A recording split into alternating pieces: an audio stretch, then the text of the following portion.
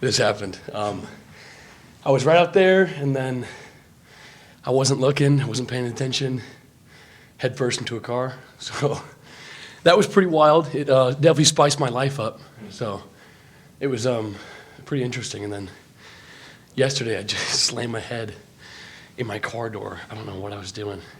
Being stupid. I was at Party City getting a freaking costume, and I just didn't duck my head down. And I sandwiched like a pinball machine in the door. So I'm all beat up, but yeah, I'm good. What was the costume? It was a Starbucks employee. Yeah. Pumpkin spice lattes. Yeah. Yeah. So I guess was the body useful, I guess, in terms of resting? Oh, yeah, it was good. As you get into week 8, week 9, your body kind of, takes a toll on you. Just practice every day. And, it's not like we had any big injuries that we're resting from, but, it's just getting to be off your feet a little bit and kind of mentally decompress too. Get to sit back and kind of watch some ball. It was good. It was needed. I guess you watched Oklahoma. I did, yeah. I was looking at this TV with Oklahoma on, and then, Syracuse is at noon with Notre Dame. So I'm running in between each room, seeing what the score is. Heart rate's like 140. It shouldn't be because I'm not playing, but, I just, I kind of feel like I'm there with my dad, kind of watching him and, hoping they can freaking destroy anybody they play. So, but yeah, it was good. Carlo, what's it like the first time, obviously a couple of years ago, when you walk into Notre Dame Stadium, that, you being a college football family, you probably connected to that iconic side of what Notre Dame is like. Yeah, it was really historic. COVID, lessened the amount of people that could be in there, whatever. But it was, I was really in awe of how cool it was. The whole campus, it's extremely historic, beautiful architecture and whatever. And yeah, the stadium it was just really cool. I was like, wow, I really get to be here in this venue. I'm thinking about Rudy the whole time. But yeah, it was pretty cool. Do you let that go for this trip up there? Obviously, you've been there before. You played them a couple of times in 2020, so you know what it's like facing them, I guess. Yeah, you don't really try to ever let the moment get too big, and of course you can go in and appreciate it, but at the same time, don't let it overwhelm you. But you can always stop and smell the roses, and you definitely should. So I'll enjoy it just as much as 2 years ago. Were you a little guy in high school in 2015, the rain game here at Notre Dame, and the bring your own BYOG, bring your own guts, that kind of stuff? That was really cool. And then, just kind of watching that and how electric our atmosphere was and how close of a game it was. So, we've got some, real competitiveness in the past couple of years, in the past times we've played Notre Dame, obviously twice in 2020, and then the big rain game in 15. So it's pretty historic right now.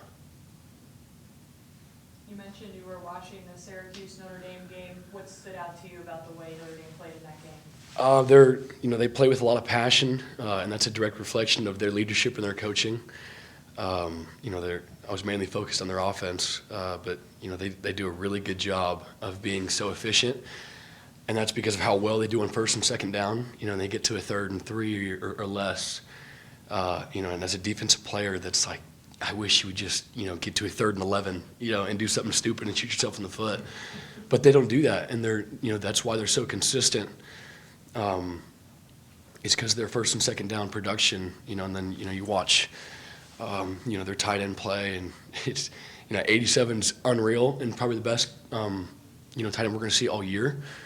But they've got, more than just one guy who's fully capable of doing it, and so they can get in some heavier sets.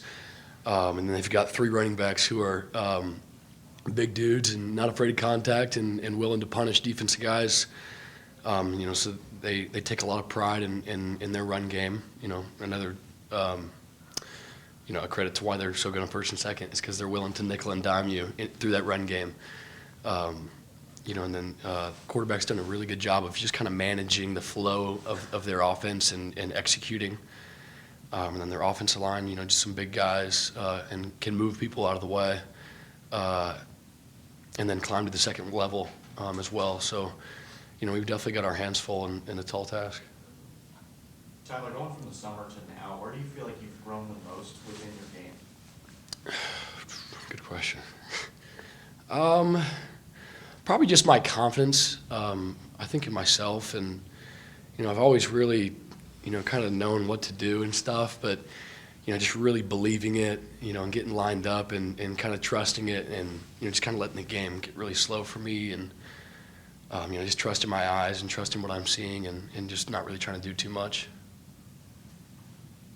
Obviously, Brian Brzee is a roommate of yours, and how have you seen him navigate, the last however many months? Yeah, it's been tough.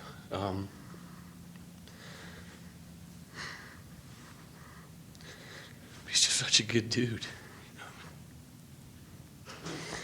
I can't imagine, how that would be for me. But just to see him, and he's just so passionate about everything he does, and his whole family. His parents are such good people. Just really good people. And it's been hard. But he's just kind of just kept going, and he's just such a good dude. So. Any questions for T-Bone from Zoom? Anybody else in the room? All right, Tyler, thank you, buddy. All right, appreciate you guys. If y'all want to hang here, Bo Collins